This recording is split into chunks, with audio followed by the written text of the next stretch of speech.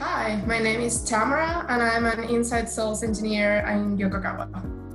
So my background is probably very different than what other sales engineers will have. I have a PhD and I went into graduate school and a PhD thinking that I wanted to be a professor and I wanted to inspire new generations and share my passion, my love for science and engineering and, teach new generations what that passion is for me. And then through my PhD journey, I actually got the experience of teaching and was a part-time professor for a little bit. And I decided that that was not for me for whatever reason. So I think the biggest decision that I had to make was saying, okay, this is the path for a PhD. You get into grad school and then you become a professor and that's just what everybody does. But I don't want to do that. I want to teach people and share my knowledge some other way. And it took a lot of courage to decide that I wanted to get into sales and to say that out loud, because as an engineer, being a salesperson is not common, right? Like that's not something, you don't go to engineering school to be working in sales. And I don't think that's necessarily true, because as an engineer, we have all the technical knowledge. As a PhD, I have the capability of explaining the knowledge to other people and simplifying it so that a normal human person, like whatever person's walking on the street can understand me. And I think the combination of both things makes for a great salesman, where I can take all the technical specs of a product and simplify them and explain it to a maintenance guy in a plant who doesn't necessarily understand the engineering behind it. So I think that was probably my big courageous moment, deciding, okay, I'm gonna get out of the box and not be a professor and use my science and my skills in a very different way and become a salesperson and saying it out loud. Yeah. So through my career, again, being a PhD, the field that I was in, I was doing computational modeling, which sounds very fancy I was playing with computers a lot. So it was very interesting going to like a meeting, a professional conference or something, and being one of the few women in the room, for example, and always feeling like you can't speak up because women are normally not good at computers and good at programming and good at all of these, and like saying something and being looked at as if you're not correct, maybe because you're a woman, or maybe because you work in a field that people don't really understand.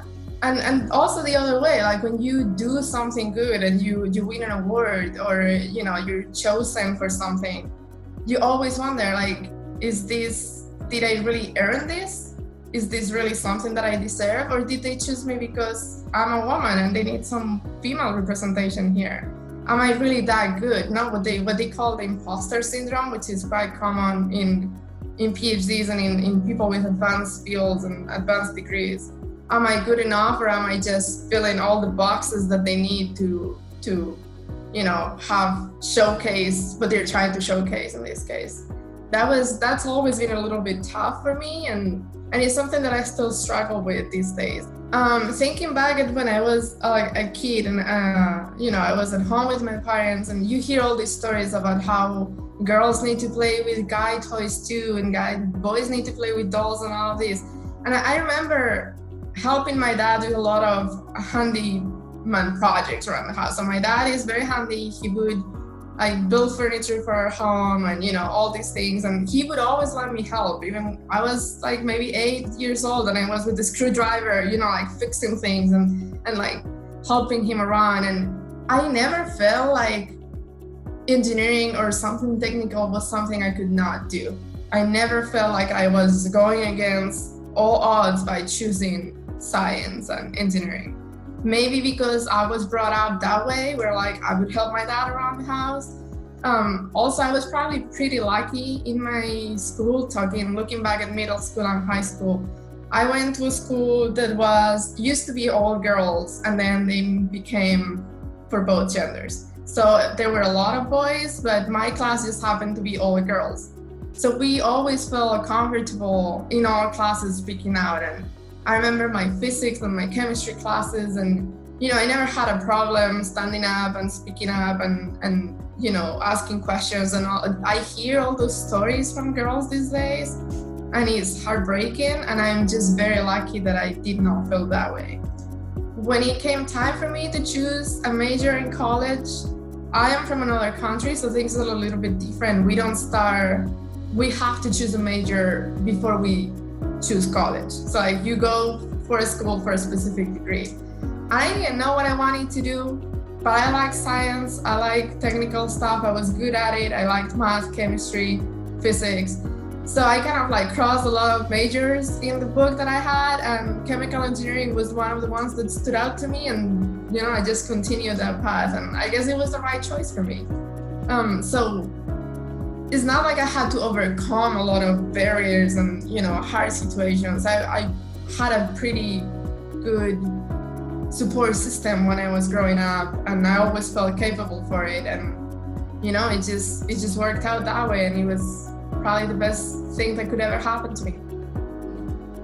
It's interesting because people always talk about the role models and how they have one person that inspired them in a way. And I don't, not to undervalue anybody in my life, but I don't feel like I've had one specific role model. I feel like at different stages of my life, people were inspiring me for different reasons. So, for example, when I was in high school, my mom's best friend is a chemist, and she doesn't work as a chemist, but I didn't know she was a chemist. I only found out because I needed some help with my chemistry, and she helped me out, right? And looking at her and like thinking, wow, like look at that. I didn't know she had a science degree. And like after moving into college, my aunt is also a chemist, and I needed some help with my chemistry in college, and she helped me out and she gave me her notes, and oh wow, look at that. I never thought of my aunt as a scientist and like a technical person either. And then, I moved to the States, and obviously the support system fell apart a little bit because I was alone here. And, I had to look at my professors and maybe my peers, like other, from previous classes, like someone who graduated before me or someone who was an assistant in the lab before me, and you look at them and you think like, oh wow, these are great role models, and they're inspiring me now. So I think when people talk about one role model specifically for their lives, I'm always a little bit jealous in a way because I didn't have that. But then at the same time, I feel very lucky because I've had plenty of them, and there's a lot of people that have encouraged me, given me the support that I needed at each stage of my life. So that has been maybe even better than having one person. And I also try to think of the new generations and become a role model for them. So when I like to do outreach activities a lot and talk to kids and teenagers, and if they're interested in science, I always like give them my contact info and try to make sure they have someone to talk to. So if they feel kind of like me, that I felt kind of lost at times and I didn't know who to go to, they can always come to me, and I can try my best to keep inspiring future engineers. So, and an advice for other female engineers. So I would start by saying, don't doubt yourself. You made it this far because you're good enough, because you deserve it, because you work hard, and nobody can take that away from you. So if you're always giving 100%, you're always 100% sure that you deserve all the credit that comes to you, right? So don't ever doubt yourself, and don't miss any opportunities that come your way. Always be willing to change and to see what's out there. And then probably find a good support system.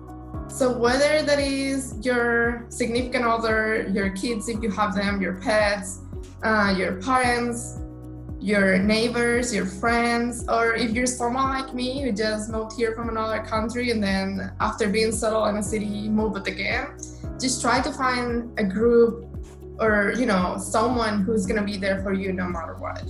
And if you don't find that in your community, in your company, look out there, and there is a lot of organizations out there that are willing to help, right? So look at professional organizations. The Society of Women Engineers is amazing. They do great work, and they do have a chapter pretty much in every city. They have a chapter here in Atlanta where we're based, and I'm actually involved with them I become the treasurer of the group, so I encourage everybody to look out there and look for SWE and get involved with them. If engineers if that's not your thing, look somewhere else. The American Chemical Society is another group that I'm very involved with. I'm the co-chair of the Women Chemists group.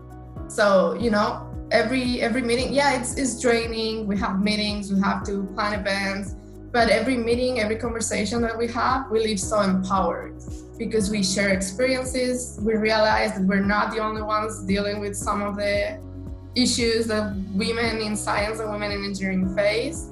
And, we have conversations and we try to encourage each other and be there for each other. And that's just as important as it is to have a fancy degree and a fancy title and a nice salary. So always make sure to go ahead, take opportunities and have someone to share the opportunities and the ups and the downs with, probably. Yeah. I'm Tamara and I shape the world.